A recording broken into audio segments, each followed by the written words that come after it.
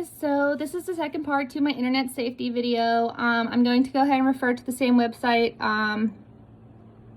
which is, well, it's slightly different, but it's internetsafety101.org, and it talks about different ways that you can set parental controls and different providers that kind of help you set up parental controls and different devices and different things like that. So you can kind of go through the website.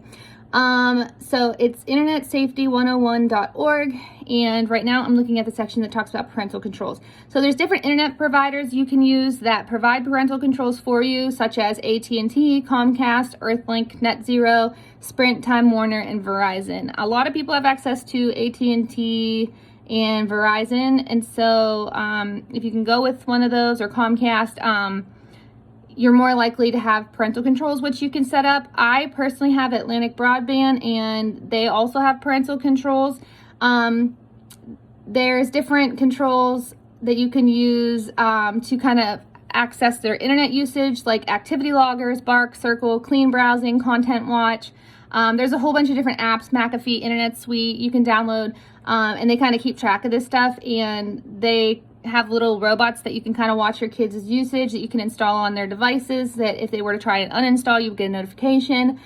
Different operating systems like Apple, Chrome, Windows, they all have different things that support safe browsing. And different browsers like Firefox, Google Chrome, Internet Explorer, and then Safari. And there's also different media providers. So, you know, there's YouTube, but there's also YouTube Kids. So when you're setting up your kids' YouTube accounts, make sure you're setting it up as YouTube Kids, you know, to protect them before the age of 13. There's also different setups on like Hulu, Netflix. My kids' Netflix, it's restricted to PG-13 videos. And also Amazon Prime Video is the same thing. I set up parental controls where anything past PG-13, you have to have the passcode. So if my kids want to watch something on there and say it's something that is PG, like it's above PG-13, but I think like, okay, it's not really that bad, they have to come to me and I go put in the passcode for them to physically watch the actual movies. Different gaming devices have things that you can set up on them, like Xbox and Nintendo DS, the PlayStations, I think it's the 3 to 4 PSPs have different devices you can set up. You can also set up Google Safe Search, so you can make the web browser automatically go to Google Safe Search, so nothing unsafe can be searched. And I think Bing and Yahoo also have some different search options for you to be able to turn on for your kids. If you go to that website I was talking about, it has some more information on those types of things. They also have different like rules and videos and tips and tools and videos and tips that you can click on, as well as like a parent pledge and a buddy check, like a way that you can check in with your kids and make sure that you're doing it. And then they also have this little thing, it's called a youth pledge, that you can download your own copy and have your kids agree to something and have them sign it. I don't go that far. It's not necessary, but I do go over the pledge with my kids so that they understand like the different risks and stuff and what they should be looking for that might be inappropriate when they should be coming to me. For example, like not doing anything that they're unsure they're allowed to do without permission first. So if they're not sure if they're allowed to do something on a device, then they should be asking before they do it. They shouldn't just be doing it. If there's ever a question, then ask the question. That's our rule, is just make sure that you're asking things and that we're communicating. And if you don't know, then ask. There's also a page on here with age-based guidelines of what's appropriate at what age.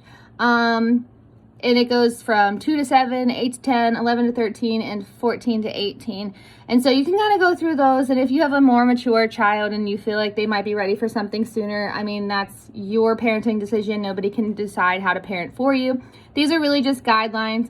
And also, if your kids have ever come across something such as like cyberbullying or inappropriate adults trying to talk to them or received anything, there are different websites, hotlines, and Amber Alert links on the page that you can kind of look over and make yourself aware of. And there's also different survivor and victim resources. So say your kids go through something online and they need help with it. There's different types of programs and stuff out there that they kind of make you aware of, as well as different laws and law enforcements. And they also have gone as far on this website as making different websites that are great for kids. A few of them are things like Disney Daily Blast. Like, that's a great website. It has like online Disney games, Disney TV, different things like that. I really like that website. Also, there's NASA has good information. PBS Online is great for kids TV, but honestly, we have such good such good cable that our kids don't really utilize a lot of those websites anymore. But they do go ahead and give you that information. So you can kind of go on there and learn a bunch of different websites, different things, get information. There's all sorts of resources, all sorts of topics that you can kind of talk about. And it can start that conversation for you. And then you can kind of talk to your kids and see like what kinds of things are they concerned about, and what are they worried about when they go online? What kind of things have they seen that maybe they shouldn't have seen? Talk about it. All you can do is talk about it. And that's what I do with my kids. I'm like, so when you guys have been online lately, have you seen anything that's weird? And is there anything you have concerns about or you want to talk about? And then they think that I already know, even though I don't. And so then they just open up and they tell me about it, and we talk about it. And I remember when Momo was a thing, that whole fake Momo thing, my kids found out about that online, and they were so scared. They wanted me to research it. They wanted to talk about it. We researched it, we talked about it, and we found out that it was really a doll that was in an art museum, and that somebody did it just to be a jerk, basically, and that they didn't have to worry so much about it when it popped up, that they weren't going to be in any real danger from Momo. So that was good. But yeah, just I think it's important as parents that we're doing research, that we're learning, we're always educating ourselves, because there's things out there, I can tell you, my kids tell me, and I'm like, what is that? And even I just on Facebook today, somebody used an abbreviation. I'll tell you guys, it was FWU. And if you know what that means, then you're probably laughing at me. And I was like, what's FWU? I can't get over the rest of your status because I am so stuck on what could that even mean. So I Googled it, of course. And now I know. But I'm terrible with stuff online. Seriously, I feel like I used to laugh at my parents and be like, how do you guys not know that? Do you guys remember that? Like, do you remember laughing at your parents, wondering, like, how do they not know? Like, thinking like, I thought my parents were so dumb, you know? And now I'm looking at myself and I'm like, how did I get so dumb? Like, I just can't believe how much I don't know. So I'm just constantly just researching and just learning, and I'm just always checking in with my kids. I mean, your biggest resource, honestly, is going to be your children. And, yeah, there's definitely a ton of things you can be doing. If you're not sure, about what you can be doing, search your actual provider. Call your providers. So call your cable provider, ask them what you can be doing to put different blocks in place to protect your children. I will say Linksys, the company it's a router company. They make these towers, and I have set it up so anytime one of my children's devices goes online, I get an alert. So I can look and see who's all using the internet at what time on what device.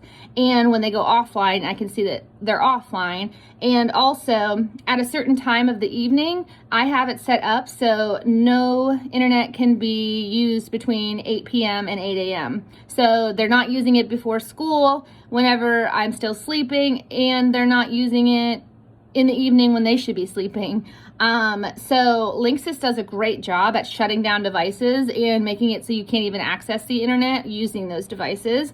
And I really like those towers because they do a great job. Now on weekends, we have more open availability, but before school, I like when my kids focus and pray and just kind of like set their mind up for the day. I don't like them reading a bunch of garbage before school and then going off to school, because how we start our day can say a lot about how our day goes. There's a lot of research behind that too.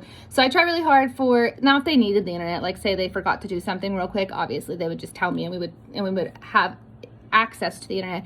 But I just really try really hard to focus on appropriate timing, and also the more internet access you have and the exposure you have, the more the matter inside of your brain actually dies. And people don't realize like pornography and stuff can like literally kill the brain. So we just need to be careful with what our kids are absorbing. So there's tons of ways to set up help, tons of different browsers. You can delete options on their phones and devices to remove browsers and only allow secure browsers.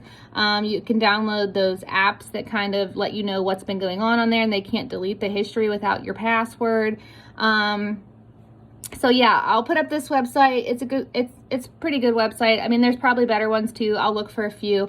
But at least it's a starting point. And if you guys have questions, please just drop them in the comments and I'll do my best to get back to you.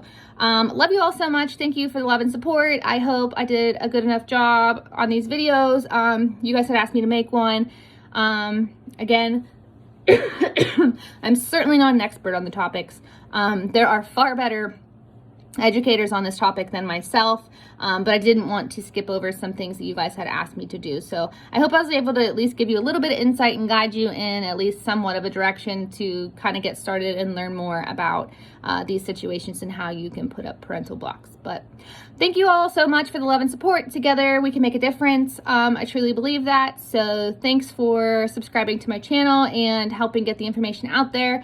If there's something you want me to discuss or talk about, please drop it in the comments and I'll do my best to make videos surrounding things that you guys want information on.